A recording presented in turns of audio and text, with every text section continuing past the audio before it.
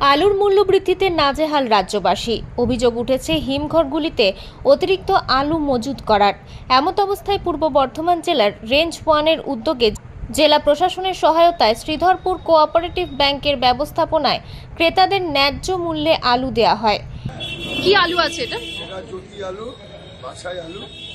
হ্যাঁ, আমরা কালোবাজারিকে আটকাবার জন্য বাংলার মানবিক মুখ্যমন্ত্রী মমতা ব্যানার্জির অনুপ্রেরণায় এবং সমবায় দপ্তরের যিনি মন্ত্রী তেনার প্রচেষ্টা ও শ্রীধরপুর কোঅপারেটিভ ব্যাংকের সহযোগিতায় আমরা এই জনসাধারণকে এই সুবিধা দিতে এসেছি সমবায় মানবিকতা দিয়ে।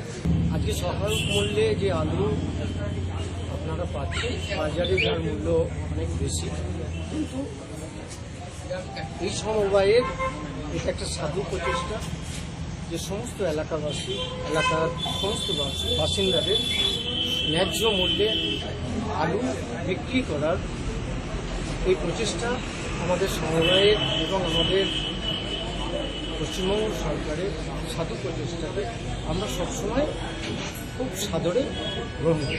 কতটা করে আলু মানে প্রত্যেকদিন বরাদ্দ করা হয়েছে? কতটা? প্রত্যেকদিন যার যতটা প্রয়োজন, এমনি একটা লিমিটেশন 5 কেজি করে রাখা আছে।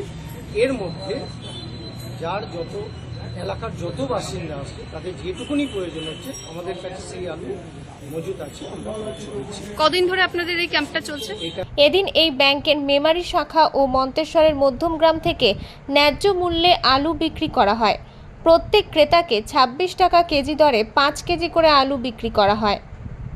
তো আলুর চড়া দাম, এখানে কত টাকা করে কেজি পেলেন আলু? 26 টাকা পেলাম, বাজারে 30 টাকা করে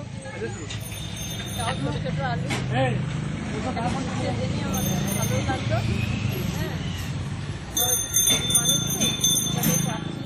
কোন জায়গা এটা? এটা মেমারি শ্রীধরপুর ব্যাংক, নতুন বাস স্ট্যান্ডের সামনে। এখানে কত টাকা করে কেজি দেওয়া হচ্ছে? এসছেন, এটা কোন জায়গা থেকে আলু পেলেন? হ্যাঁ, ক কিলো পেলেন? 5 কিলো। কত দাম নিয়েছে? 26 টাকা হিসেবে 130 টাকা। এই যে আলু পেলেন এই কম দামে, কি বলবেন এই ব্যাপারে? আর একটু দাম কমালে ভালো হবে, চাষে আরো উপকৃত হবে, এইটাই আমার। মেমারি থেকে মৃত্যুঞ্জয় যশের রিপোর্ট, আনন্দ বার্তা।